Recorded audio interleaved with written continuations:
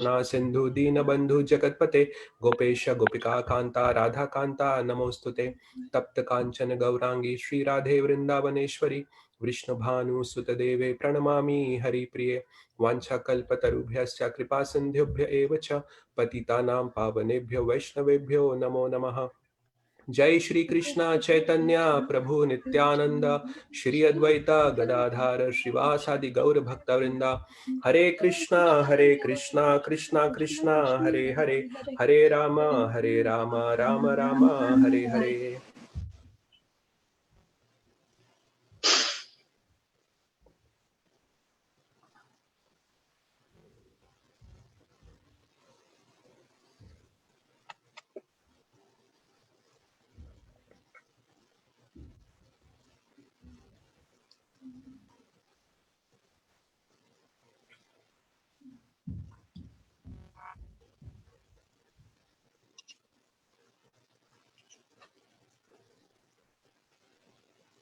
Hare Krishna. So actually, we had completed the 12th chapter on Friday, and on Saturday we had the quiz also. So we are done with the Bhakti section of the Gita, and now we are about to start with the Jnana section of the Gita, the 13th chapter. So, but today I thought that instead of starting with 13th chapter, maybe we can do a recap of the Bhakti section, that is chapter 7 to 12 of Bhagavad Gita. So we can actually, do a quick recap of how the overview kind of from chapter 7 through chapter 12. So that is what I was thinking we can do today. And we can also look at some important verses from all these chapters when we are doing this overview of chapter 7 through 12. So what I will do is I will cover this in two parts. In the first part, I will just quickly talk about the overall flow of the discussion, right from the beginning of the Gita, how the discussion between Krishna and Arjuna is flowing. So from the start of the Gita until the 12th chapter, so how that discussion flows. So, and that will be very quick. Don't think that should take a lot of time. And then we can focus on the chapter 7 through 12. So we'll get inside. We'll do a deep dive into chapter 7 through 12 after that. Today is also Ekadashi, so it's always good to recite many different verses on the day of Ekadashi. It's an auspicious day to basically do more, so we can recite some verses while we are actually doing the overview of chapter 7 through 12. So as I said, I'll start with the part 1 first. So I'll describe how the discussion between Arjuna and Krishna is flowing. So as we all know, Bhagavad Gita has actually 700 verses, and it is a very concise book. It is spoken on a war field, and naturally, at that time there was not much time, because the war is about to start. Now it is as compared to say Bhagavatam. So Bhagavatam has 18,000 verses, and then Ramayana has 24,000 verses, and then Mahabharata. So Bhagavad Gita is actually a part of Mahabharata. So Mahabharata itself has 110,000 verses. So Bhagavad Gita, as compared to these scriptures, is relatively very, very small. But at the same time, it has a very big impact. And that is because its message goes over a vast scope. So the Gita begins with Arjuna unable to decide when he's faced with the prospect of fighting a fratricidal war against his relatives, and especially his own grandsire and his own martial teacher. He feels overwhelmed. So in verse 2.6, Arjuna says, "Na chaitad vidmaha kataran nagariyo yadva jayeva yadivano jayeyu yaneva hatva na jiji vishamas te avastitha pramukhe dharta rashtraha." He says, if I kill them, my own loved ones will be dead. And if I don't kill them, then they will kill me, or they will kill my loved ones. So what should I do? I don't know. So now after this, if Arjuna would have followed up with a simple question, should I fight or should I not fight? Then the Gita may not have had so much relevance for the transcendentalists. So there are so many discussions in the Mahabharata between the different characters. But frankly, almost none of them is considered to be of much relevance by transcendentalists. So actually the next verse where Arjuna asks the question actually reveals the scope of the Gita. He asks, Karpanya dosho pahat swabhavaha prachami tvam dharma sammud chetaha. He says, I ask you, what is dharma? Dharma sammudha chetaha. He doesn't simply ask for a decision, should I fight or should I not fight? He asks, what is dharma? And dharma is of actually, it is of universal relevance. So dharma is nowadays translated as religion, but dharma actually means nature. It is the activity that restores us to our nature. Dharma basically means that there is an order in nature, and when we act properly, we harmonize with the order of nature. So what is that activity that one should do by which one can harmonize with the natural order of things? That is dharma. So, and then in response, Krishna answers at various levels. In the second chapter, Krishna focuses primarily on how, before we can understand our activity, we have to understand our identity. So, for example, if I go to my office and I don't know that what is my role in the office, then I will just fool around. I'll make a mess of myself and I'll come in the way of others. So, Krishna talks about the identity first. He talks about how you are not the body, you are the soul. From there, first he talks about Nishkam Karma Yoga, act with detachment. Now, that is more or less the second chapter. In the third chapter, Arjuna is little confused. He says, "Now you are telling me to fight, but you are also telling me that I will become peaceful. But right now, fighting means it will be violence. So you're telling me to do my duty, but my duty is to fight. You're telling me that by doing my duty, I will become peaceful. How does this work? Because my duty involves violence." So then in the third chapter, Krishna elaborates. Now he talks about how there is an inner dimension and how there is outer dimension. And then the Gita goes into the inner dynamics. What are our desires? So Krishna says the cause of disturbance or the cause of lack of peace is not the outer situation. It is the inner disposition. As long as we are filled with selfish desires, we can never have peace, no matter what all other things we do. No?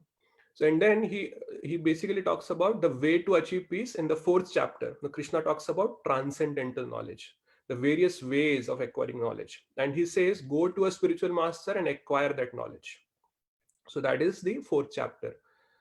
In the fifth chapter, Arjuna actually he is still confused. Now he says, okay, but should I act or should I not act? Because again, Krishna says by knowledge you will gain peace. No, he says if I have to fight, then how will I have peace? Then Krishna said actually that yes, there are many ways to grow spiritually, but in your case, it is best for you to act and do your duty. But then what about detachment? Isn't it that those who have to grow spiritually, they need to be detached, they need to renounce the world?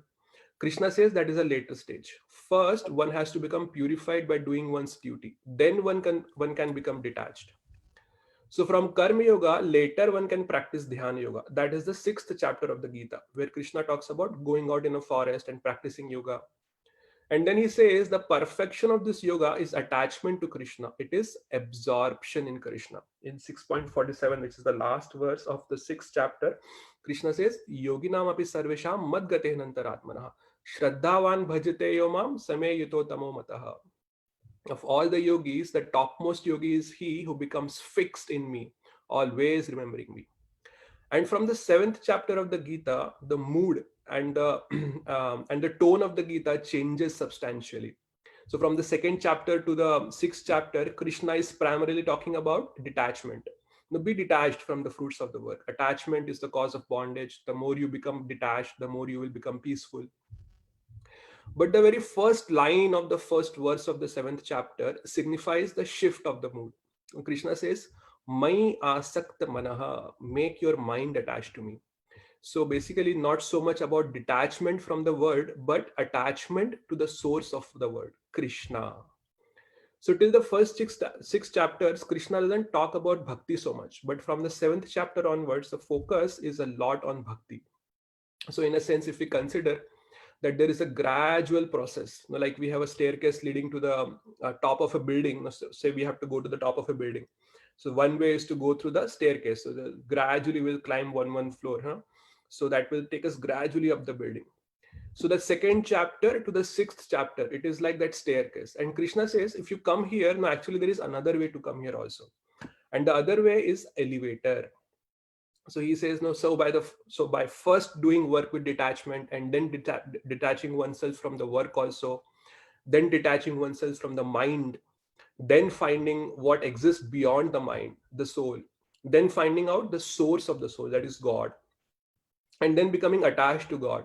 That is one process that the Gita talks about. But then the Gita says this is like a ramp by which gradually one will climb up. But to get there, there is an elevator. And the elevator is basically says right from the beginning, focus on Krishna. That is Bhakti Yoga. Maya asakta manaha partha yogam yunjan madashraya asamshayam samagram mam yatha gyasyasi tatshrunu.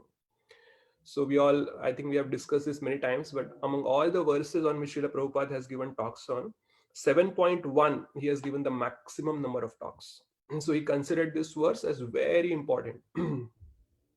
So from here, Krishna talks about how by practicing bhakti, we can become attached to him. Seventh chapter talks about how from the bhakti worldview, different people can be seen.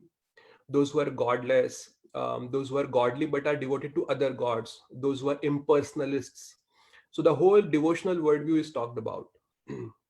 So Krishna actually had talked about Ashtanga Yoga in the 6th chapter.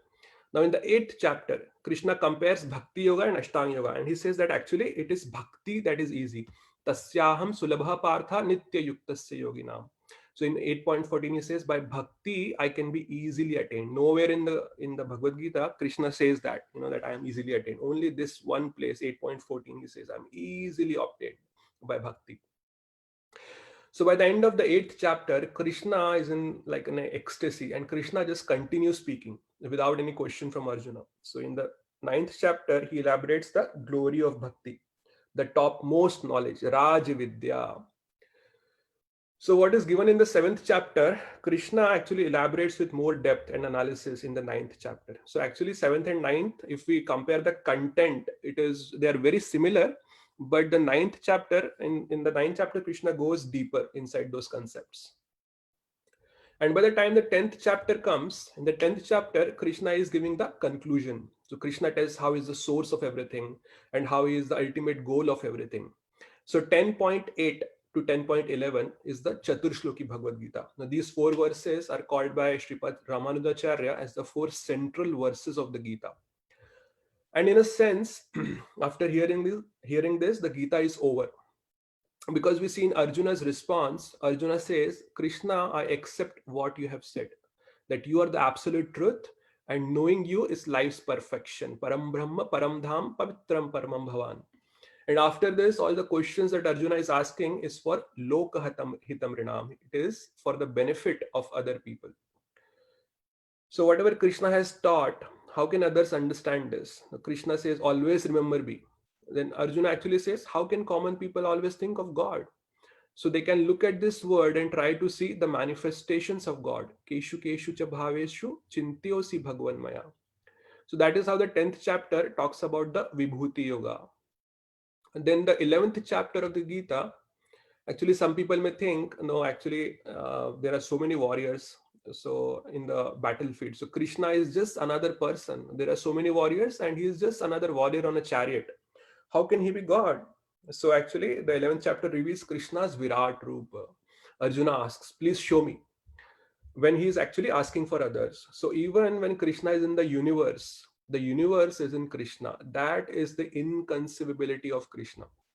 He seems to be just another person in the universe, but actually he can show the whole universal form. And then in the 12th chapter, Arjuna asks, okay, there are people who worship you in your personal manifestation, and there are those who worship impersonal manifestation. So who is better? Because that he also talks about the qualities of a devotee. So once it is established that bhakti, the people who worship Krishna in his personal manifestation, they are better, basically the bhaktas, the devotees, then he is so eager to actually, so first he gives various different levels in which he accommodates almost everyone. If you cannot do the highest level, then at least do this. If you cannot do this, then at least just do this. If you cannot do this also, at least do this. This is how he accommodates everybody. He's so eager that people should follow this bhakti, the devotional service path. He tries to accommodate everybody. So that is more or less. So then after that he talks about the different qualities, and Prabhupada also says in the purport that actually just by following devotional service, all these qualities can automatically be developed. So that is where actually, so the 12th chapter, as we know, ends with, Ativa me priya. Such a devotee is very extremely dear to me. Ativa me priyaha. So nowhere in Bhagavad Gita actually Krishna talks about this kind of love, that this kind of a person is very dear to me. Just one verse that comes in the 18th chapter when Krishna is summarizing Gita. So he actually says that a person who gives this knowledge to others is extremely dear to me. He says there is no one else more dear to me. So that is the only place where Krishna talks about. So basically, a preacher of Krishna consciousness. That person is the best. There's no other person who is as dear to Krishna as that person who teaches Bhagavad Gita to others. So this is more or less how the discussion between Krishna and Arjuna flows from the chapter 7. I'm sorry, from the beginning of Gita to the chapter 12. So now maybe we can focus more on the chapter 7 through 12. So before I go into that, are there any comments? Anyone wants to say anything?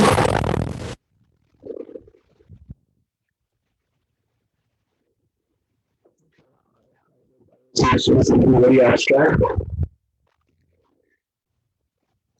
Share my screen.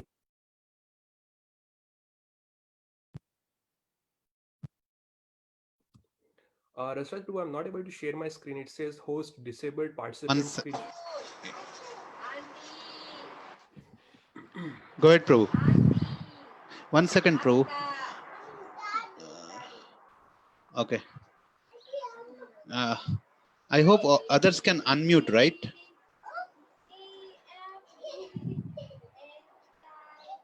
Yes, Prabhuji, you're able to unmute. All right. Got it. Yes, Prabhu. Ganpati, you can share now.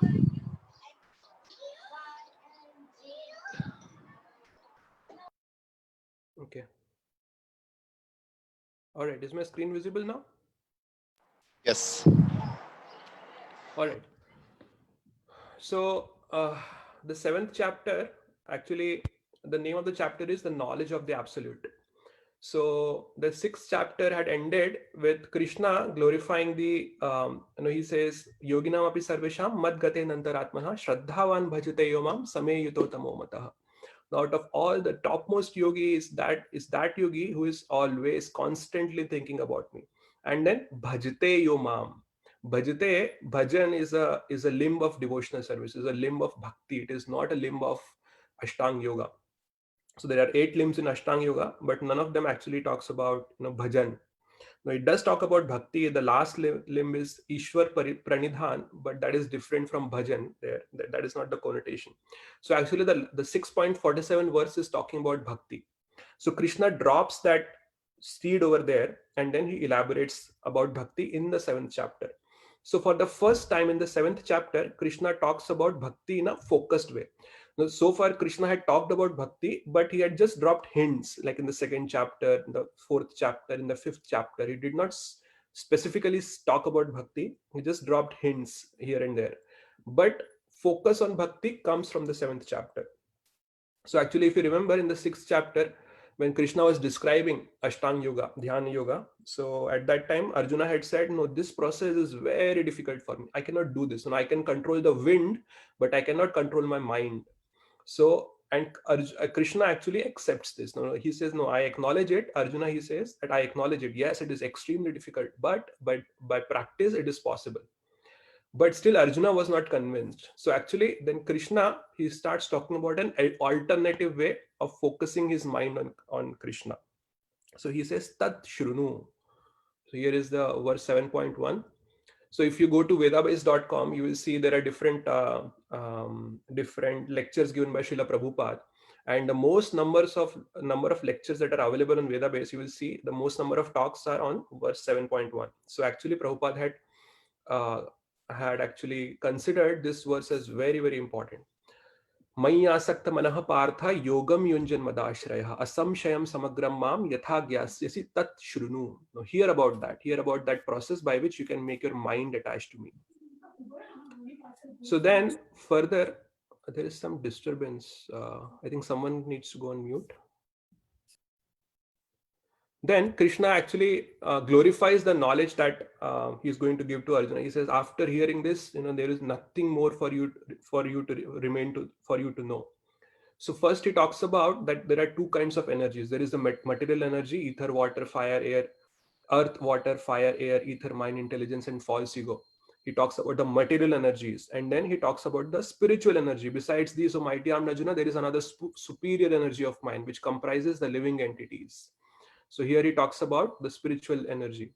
And then he says, no, actually, no, the living entities has their origin in these two energies, but both these energies, actually, I am the source of these two. They are under my control.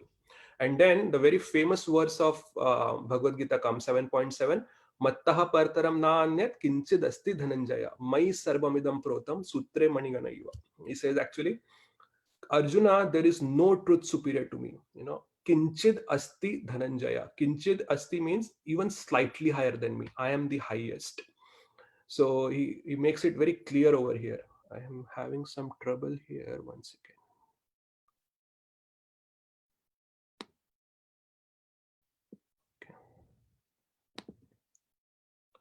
And then he actually starts talking about the immanent features, how Krishna is immanent in this material world. Rasoham apsu kanteya, prabhashmi sasishuryoho, pranavaha sarva vedeshu, shabdaha khe parusham nrishu. No, son of Kunti, I am the taste of water, the light of the sun and the moon, the syllable Om in the Vedic mantras. I am the sound in ether and ability in man. So once Prabhupada was, he was visiting Vishakhapatnam along with his disciples. He was staying in a Gaudiya Math. So nearby, Vishakhapatnam is on the seashore. So they decided to go on the seashore for a walk. So Prabhupada, along with all the devotees, went there, and some of the devotees, they went inside the sea and they started swimming. So suddenly Prabhupada actually, was walking and very calm and peaceful. Suddenly he says, Krishna says that I am the taste of water and we are surrounded all over by water. Krishna says I am the light of the sun and there is the sun. Krishna says I am the sound in the, I am the ability in man. Many of you are able to swim so nicely. And then he says, I am the sound in ether and all of us are chanting Hare Krishna. So how can we actually forgive Krishna? So actually Krishna, Prabhupada was actually talking about this verse here.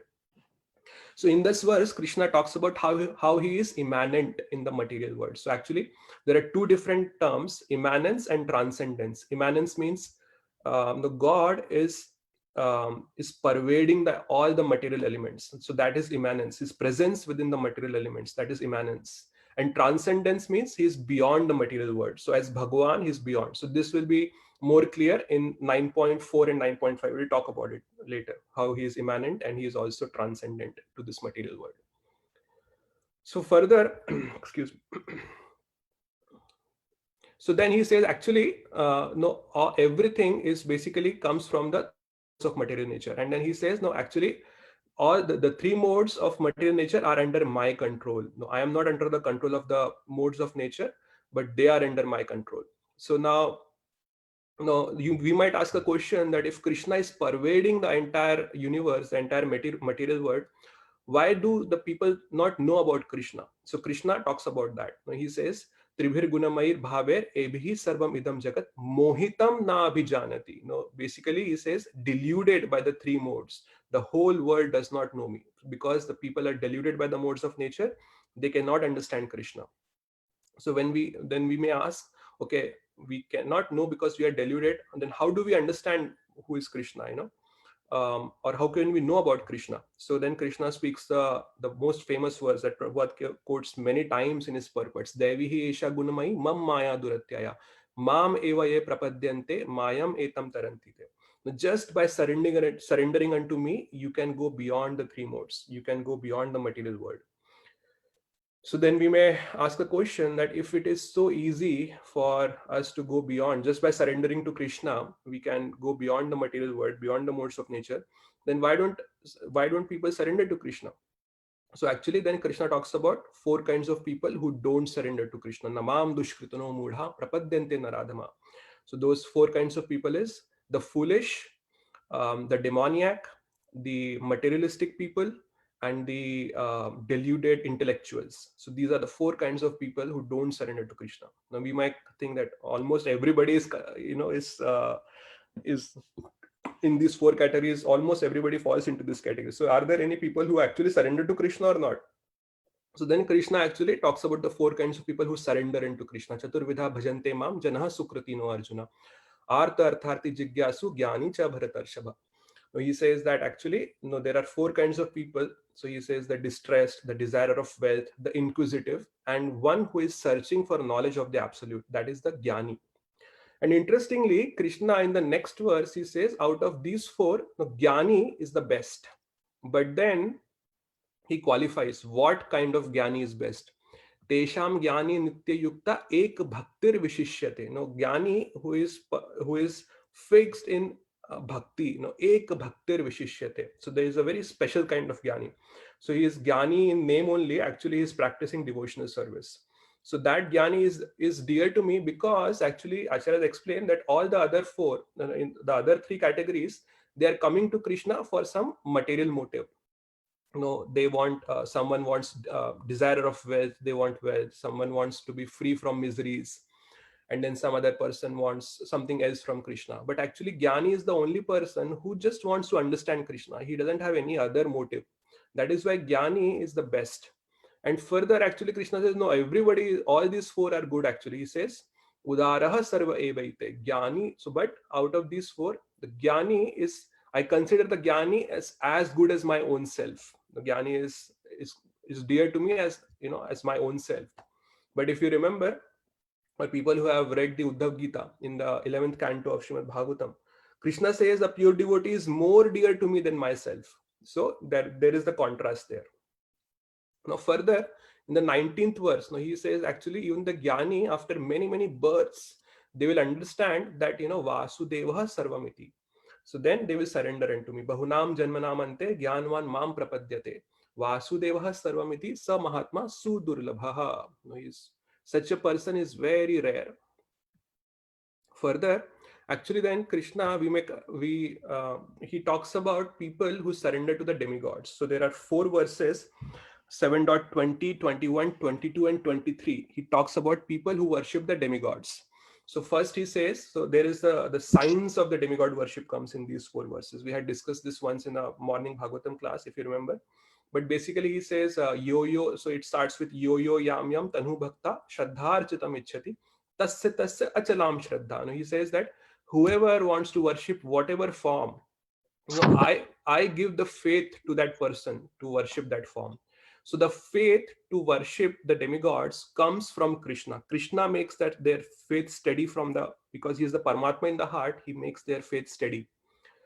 And then we may consider, okay, we may be getting our faith to worship some higher entity, but whatever we are asking from that entity, we actually often go to different demigods for asking for some benedictions, and many times we do get those benedictions. So how is that working? So in the next verse, Krishna says, no, actually I empower these authorities to grant benedictions. So actually he says the benedictions that are coming from these demigods, they are actually given by me only. But then he contrasts it. He says in the 7.23, this verse that I'm showing on my screen, Antavatstu phalam tesham tad bhavati alpamedhasam. He says that actually the demigod worshippers, they are alpamedhasam, they are less intelligent, because the fruits that are attained by demigod worship, they are temporary, whereas the fruits that are attained by worshipping Krishna, they are eternal. So actually, and then in the next verse, Krishna talks about the death knell for Vyaktimapannam manyate mam abuddhaya param bhavam ajananto mam avyayam anuttamam. He says, those people who consider that I was impersonal earlier and then I have taken this form. So remember we had discussed when we were talking about the 12th chapter, 12.1, we talked about the whole Mayavad philosophy. That their idea is that Choose the page, Joe. Choose the page. Choose. Alannath Prabhu, you have to go on mute. Yes, sir. Okay. So basically their idea is that, so we talked about the Nirgun Brahman and Sagun Brahman. So actually their idea is that from the Brahman, when the Brahman comes in the contact of material mode of goodness, then it comes down as an avatar. So that is what is condemned here by Krishna. Avyaktam vyaktim apannam manyate mama buddhaya. Now if we contrast this with the demigod worshippers, now Krishna had said the demigod worshippers are less intelligent, but here he is saying that the Mayavadis, they have no intelligence, abuddhaya, because they don't understand param bhava majananto. They don't understand my param bhav, because Krishna, he says mam avyayam, I am imperishable. So their idea is that once the leelas are finished, the form basically goes back and merges into the Brahman. But Krishna says, no, that is not true. I am avyaya, I am imperishable. My form always remain. And I am anuttamam, I am the best, I am the finest. So further, after condemning so we'll come back to this Mayavad theme will continue in verses 9.11 and 9.12. We'll talk more about it. There Krishna will take this discussion a little deeper. So now we may consider there are so many people who, because they are covered by Maya, they either worship the demigods or they become Mayavadis. So is there anybody who is not under Maya? So Krishna says, yes, there is one person who is not under Maya. And who is that person? Krishna says, it is me. It is Krishna. So he says, Vedaham samtitani vartamanani cha Arjuna, bhavishyani cha bhutani mam tu ved na kaschina. He says, as a supreme personality of Godhead, I know everything that has happened in the past, all that is happening in the present, and all things that are yet to come. I also know all living entities, but me, no one knows. So it's a very bold claim. No one knows me, but I know everybody. But actually, Krishna can say that because he is the supreme personality of Godhead. Now we may think that, okay, Krishna is not covered by Maya, but how do people get covered by, the other jivas get covered by Maya? So Krishna actually says, Ichha Dvesha Samuthena, due to their desires, due to their Dvesha is their hate for different things, they become bewildered by dualities, and that is how they get covered by Maya. Now in the next verse, so in 7.29, Krishna talks about a fifth category of people who worship Krishna. So he had talked about the four categories of people earlier: Chaturvidha bhajante mam, Janah Sukratino Arjuna, Artha Artharthi Jnani cha Bharatarshava. So he talked about those four categories. Now he talks about one other fifth category of people who worship Krishna. Jara Marana Mokshaya Mam Ashritta Yatanti. Intelligent persons who are endeavoring for liberation from old age and death take refuge in me in devotional service. They are actually Brahman because they entirely know everything about transcendental activities. So this is the fifth category of people who worship Krishna.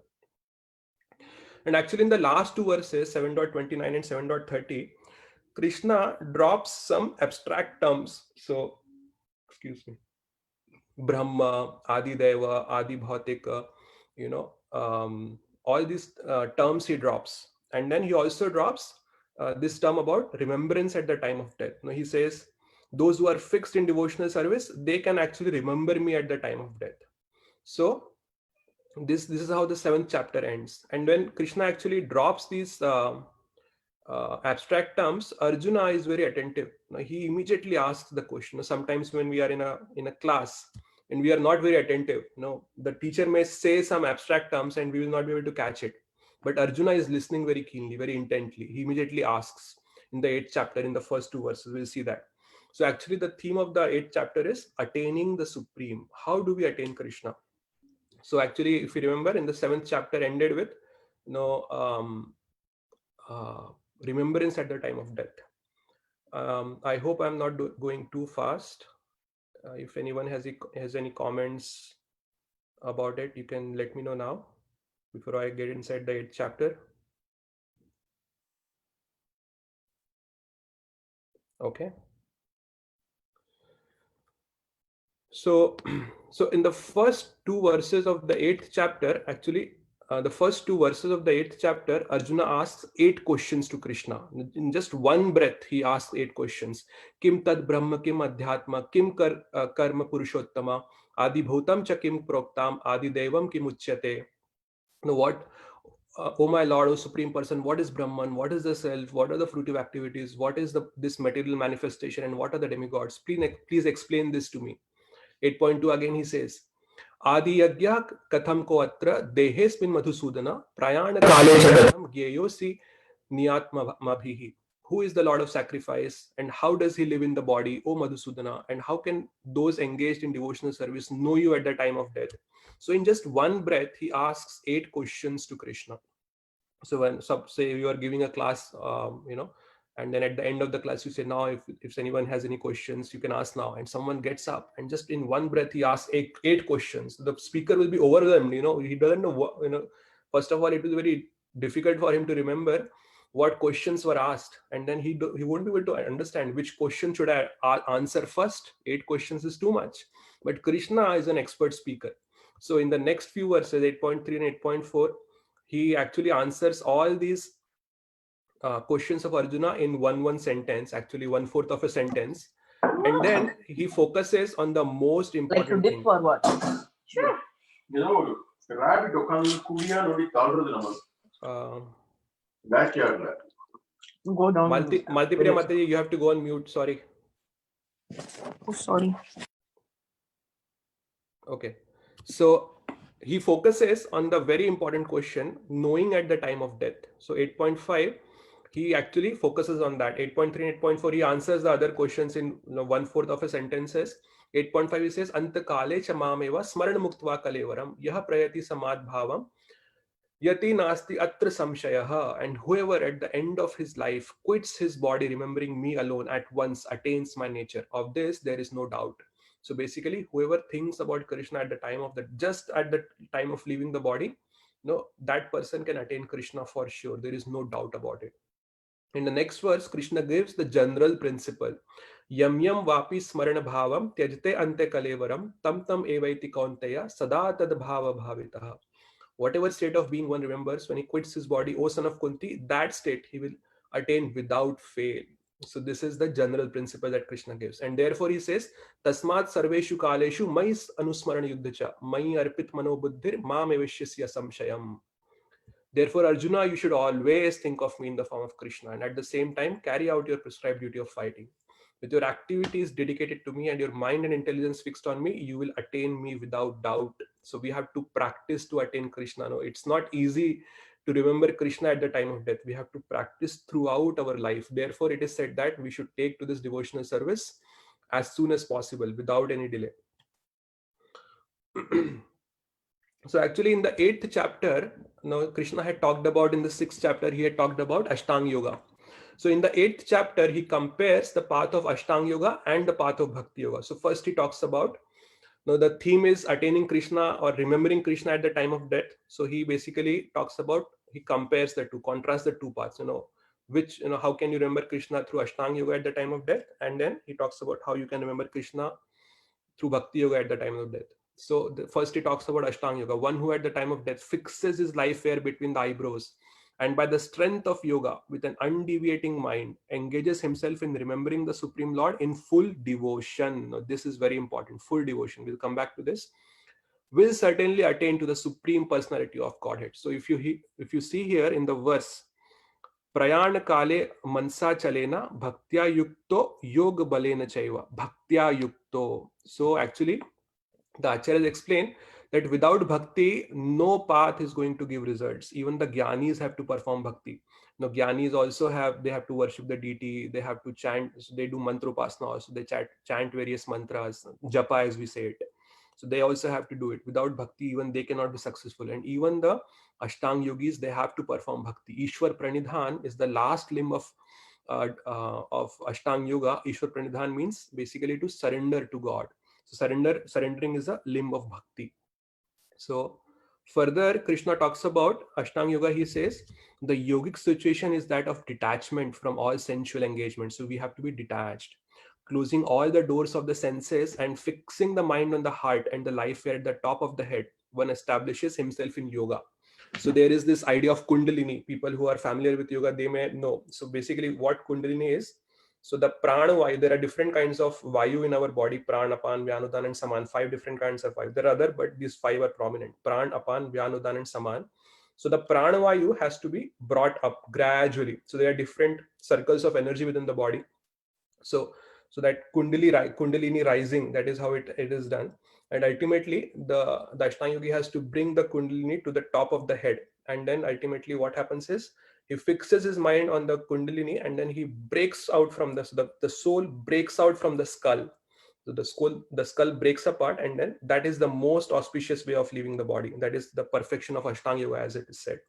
So if the yogi leaves from the head, then he attains the Brahma Jyoti. And if he leaves the body from any of the other upper holes of the body, eyes, nose, ears, or mouth, then he attains one of the higher planetary systems.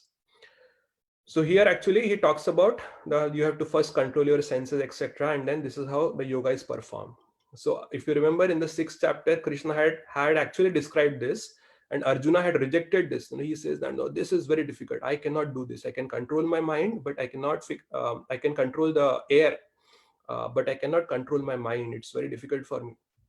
So actually, then Krishna talks about Bhakti Yoga in the 8th chapter itself. And then he says in the 8.14, Ananyachetah satatam yomam smarati nityasaha tasyaham sulabha partha nityayuktasya yogina tasyaham sulabha partha. Now, by devotion, I will be easily obtained. So this is the only place in Gita where Krishna says I can be easily obtained by devotional service. So in the path of jnana, we remember in the 12th chapter, Krishna had said, that this place is dukkha and klesha, is filled with misery. And even in the Ashtanga Yoga, Krishna had rejected Jnana Yoga by saying it is dukkha and klesha, and Arjuna had rejected Ashtanga Yoga by saying that I cannot control my mind. So actually, both Krishna and Arjuna accepts bhakti as the most easy in that sense, and it is also the most beneficial. And then in the 15th verse, the famous verse, basically Krishna says that after attaining me, the people who are yogi in devotion, they will not come back to this place of misery. And this is the temporary place of misery, he says. Mam upetya punarjanma dukkhalayam ashashvatam. Dukkhalayam ashashvatam. Now these two words will be repeated in 9.33 also. We'll discuss that when we come there. Napnu anti mahatmanaha samsiddhim parmam gataha.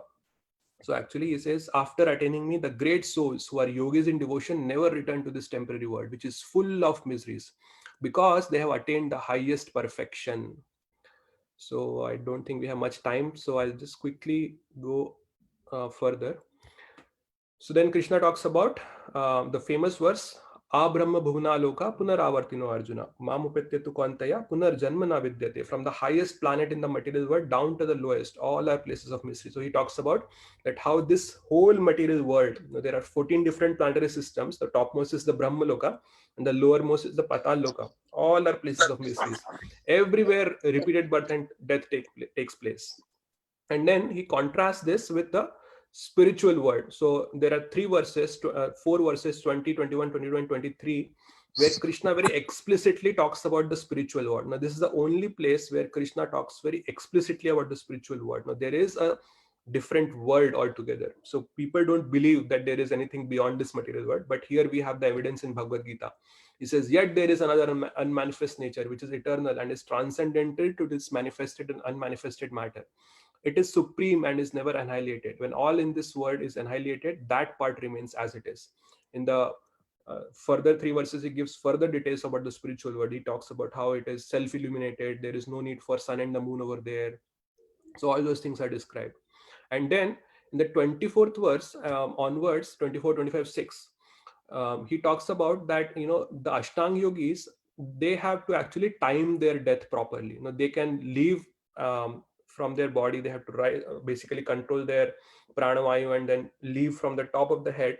But again, the timing is very, very important. So he actually says, those who know the supreme Brahman attain that supreme by passing away from the world during the influence of the fiery god in the light and at an auspicious moment of the day, during the fortnight of the waxing moon, or during the 6 months when the sun travels in the north. Further, he talks about some more, complexities about how they should time their death properly. So then we may think that, how can we control death? Because we can die anytime. So actually, Krishna says, no, actually, the devotees know these two paths, but they are never bewildered. They don't care about the timing. So he says, actually, therefore, be always fixed in devotion. And if you remember, in the 12th chapter, in the one of the purports, Prabhupada quotes from the Varaha Purana, and he says that Krishna himself comes riding at the top of Garuda at the time when the devotee is about to leave his body. Krishna himself comes and pulls the person out from the material world.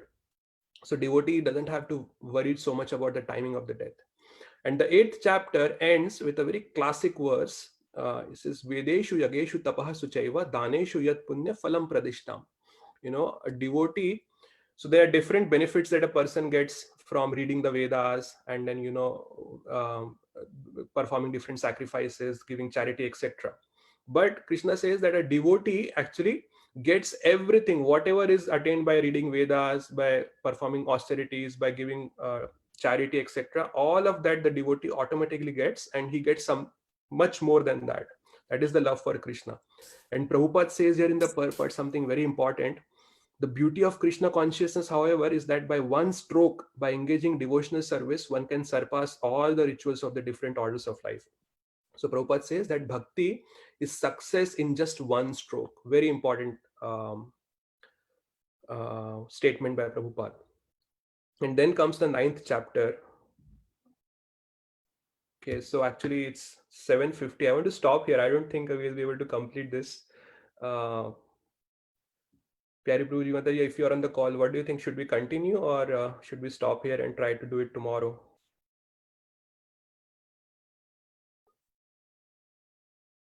What time is it? It's almost 7:50 now. We have just 10 more minutes left. Oh, that went quick. How much more time do you think you need?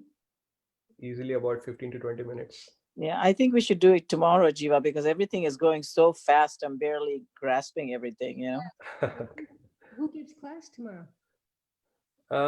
Actually, I can give the class tomorrow. It was anyway Monday and Tuesday I used to give, but there was one discussion going on with Pyari Prabhu to actually swap that Tuesday and Wednesday. But tomorrow I can give. Okay, if you're giving class, you can continue. If tomorrow, if there's no questions, you could do more today, but I don't know. All right, okay. So I'll just take a pause here and see if there are any comments or questions about what we have discussed. So we could only cover the chapters 7 and 8, and obviously we did the first part. Any comments or questions about what we have discussed so far? Prabhuji, you mentioned you reference from Varaha Puran. Someone mentioned from Garud Puran that Krishna says. No, Varaha You Puran have- Prabhuji. Yeah, he you have comes the riding reference? on the. Yeah, that is in the 8th chapter. In the 12th chapter, Prabhupada writes in the purport. Okay. In the purport, Prabhupada quotes from Varaha Puran. He says that for a devotee, Krishna himself comes riding on the top of the Garuda, Yeah. and then he pulls the person out from the material world. Yeah. Thank you, Prabhu. Yeah, there's a picture like that, right? I Yeah, mean, actually, yeah. in our temple, yeah. Right. So actually, Vishnu is riding on the Garuda, and then he's giving his hand, and this person is drowning in an ocean, and he's Ocean, yeah. trying to reach out to the hand of Lord Vishnu. So there is this picture. If you visit the Kolkata temple, they have a bas relief right above the altar of that same picture image. It's really nice, really nice. Yeah. And I had a question. From a devotee's perspective, how can you think about Krishna with devotion? You said you have to think about Krishna prayana kale with devotion. It almost seems like an oxymoron. I mean, how can you? No, not without a. That is from a. You mean from a yogi's perspective, right? Ashtanga yogi perspective. No, somewhere else. Was it from an Ashtanga yoga person? Yeah. That is okay. Maybe I was really going too fast. Okay, let me You read out were. that verse. It was a really fast class. I was thinking. actually thinking it's nice when you go one verse at a time because you really go deep. Yeah. So that is verse actually 8.10. Prayana kale manasa chalena bhaktya yukto yoga balena chaiva. So that is the verse. So prayana kale is at the time of death by the mind without. So he says one who at the time of of death fixes his life hair between the eyebrows, and by the strength of yoga, with an undeviating mind, engages himself in remembering the Supreme Lord in full devotion.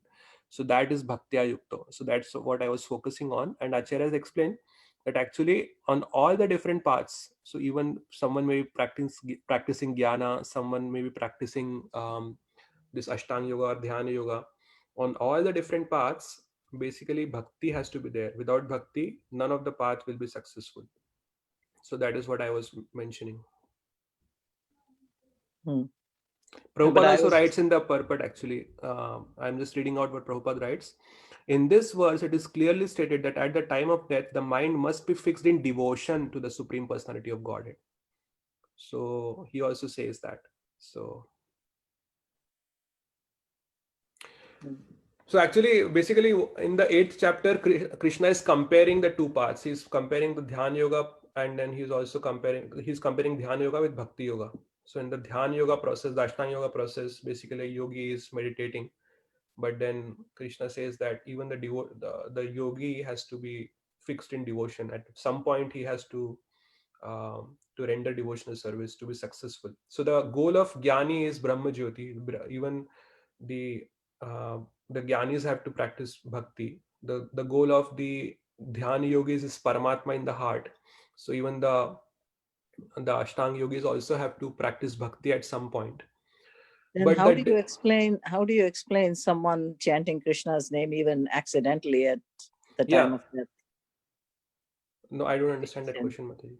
No, it is explained that even if Krishna's name or Rama's name or any of the, Vishnu Tattva names are uttered, that still the Vishnu Dutas come for you. Right. Actually, I think that? we discussed this, Mataji. I think this is discussed. This is there in the Bhagavatam. There is this pastime of Ajamil. So Ajamil, at the time of death, he accidentally chants the name of Narayan because his son's name was Narayan. He was not actually referring to Lord Narayan. He was referring to his son. So his consciousness was not there on Lord Narayan. But in a very humble state, because Yamdutas are standing in front of him, he chants the name of Lord Narayan. So at that time, Vishnu Dutas come over there, and then they stop the Yamdutas. So they basically overrule the Yamdutas, and they say that, so Yamdutas first present the case that they say, no, this person is such a sinful person. No, he has performed these. They give a long list of different sinful activities that he has performed. And then they say that, no, this person is the best candidate to go to hell and suffer there in the hell. So the Vishnu Dutas say that no, whatever sins he would have performed, all of that has been wiped out, because at the time of death he has chanted the name of Lord Narayan. So, but actually the Vishnu Dutas don't take him back to the spiritual world. So this person, so they leave Ajamil behind, and Ajamil is actually witnessing the conversation between the Yamdutas and the Vishnu Dutas. So he understands. So he, in his previously, he was a very devout Brahmin. Not a devout Brahmin means he was a pure Brahmin, not a devotee. But so he actually understands that, no, I have to actually practice bhakti. So then Bhagavatam describes that then he goes to Haridwar, and then he performs devotional service over there, and then he becomes fixed in devotional service, and then again the Vishnu Dutas come and takes him back to the spiritual world. So that is how it is described. I remember Srila Prabhupada even relating a story that even like a Muslim person, was gored by a bull, and just before he died, he said haram or something. And just because he said Ram, he still, was eligible for the Vishnu Dutas to come. So I don't quite understand how you can say something like that and still, be eligible to go back to Godhead. Actually, Mataji, as I was mentioning, so there are two different cases here. One is the case of the devotees, and one is the case of materialistic people. Okay. So the devotees, their consciousness is like more or less fixed in Krishna, and they, somewhere or the other, they have the desire to go back to Krishna. Okay. Mm-hmm. So, for example, if the devotee may accidentally chant the names of Krishna, or whatever, not accidentally, consciously they chant the names of Krishna, they will definitely go back to Krishna. There is no doubt about it. And Krishna also says that in the Bhagavad Gita. But my understanding about the other people, people who are materialistic, not devotees, we can say that yes, they become eligible to go to Krishna. So there are two things. One is you basically become eligible to do something. So for example, if I have to come to America, the eligibility to come to America is I should have a visa to come to America. So once I have the visa, I am eligible. I can come anytime to America. But the other thing is that I should also have a desire to come to America. If I don't have the desire, no matter how eligible I am, I will never come to America. So the materialistic people may fulfill the eligibility by doing something, by some ritualistic activity. But if they don't have the desire to come to Krishna, then Krishna is not going to force them to come to him. He will not intervene in their free will and then bring them forcefully to the spiritual world, because that is not what they want. If I actually am taken somewhere forcefully without my will, So then are you saying that they might get an opportunity Yeah, to go right. back to Krishna? So maybe my understanding is this. So in the next life, they become eligible, but unless they develop the desire to attain Krishna, unless they develop the desire to attain the spiritual world, at least I don't think they will be taken back to the spiritual world. So eligibility is one thing and the desire is one thing. So we say that, okay, yeah, but just one person may, just by seeing Lord Jagannath, he becomes eligible to go back to the spiritual world. Yes, he becomes eligible, but then he also should have the desire to go to the spiritual world. If his desire is to continue in the material world and enjoy the material energy, so Krishna also says that, right, that it is based on the desires and the karmas that you attain the next body. So that is just my understanding, but obviously others can add to it. Prabhu, can I add one point Yeah, here? go ahead, Mataji, please. So I think Prabhuji, as you are mentioning about the desire, that is appropriate, because in case of Gajendra Moksha, so this crocodile was in the previous life was a Huhu Gandharva, and Gajendra was, we all know that, Indradimna Maharaj. So when he has attained the body of elephant as Gajendra, he was calling out the Lord with so much heart feeling that he mentions in most of the verses that I do not want to stay in this material body. I just do not want to get out of this situation, but I want to attain you. So he had the desire. So when Vishnu came, Gajendra has attained his spiritual body, but in the case of Huhu Gandharva, who was a crocodile, he also got delivered from the body because of I think he was got curse from Devala Rishi. So what he got the spiritual body, he got the material body back. So he got the Gandharva body. He did not go to the spiritual world because he didn't have the same desire as Gajendra had. Although the Lord came at the same place, 2 person, but one went to spiritual world and other attained the the body of Gandharva because of the desire, the difference of the desire. I just wanted to add that. Yeah, thank you, Mataji. That's very helpful. Prabhuji, just one thing. Go ahead. Yeah, just yesterday I was just reading in Bhagavatam 1:939. In Kurukshetra war, right, many people were fighting and they were kind of a very heinous and they had lot of sins at their side. But they just saw the face of the Lord in the battlefield and they were eligible for Swarupa Mukti. So many of those, even everyone who were fighting on the battlefield, they either went to Vaikuntha or Krishna Lok. So as you mentioned about when you see the face of the Jagannath, you become eligible. So even if you don't have a desire, you can still go back to Godhead. Yeah, so what I understand about that is for the case of Kamsa. So Kamsa, it is said that he was such a big demon, but when he was killed by Krishna at that time, and he actually, just by the touching of Krishna, and because Krishna was sitting on his chest, and then he was punching him. So just by the touch of the Lord and by seeing Krishna so closely, he actually developed that. He understood that Krishna is the supreme, and the purpose of life is to surrender to Krishna. So actually, immediately his consciousness had changed. So Acharya has explained that with that, he, just before dying, he had accepted Krishna as basically he wanted to attain Krishna, and that in that sense he went back to the spiritual world. That is how Acharya has explained this. So, but yeah, if it is mentioned in the Bhagavatam, that's good. Yeah.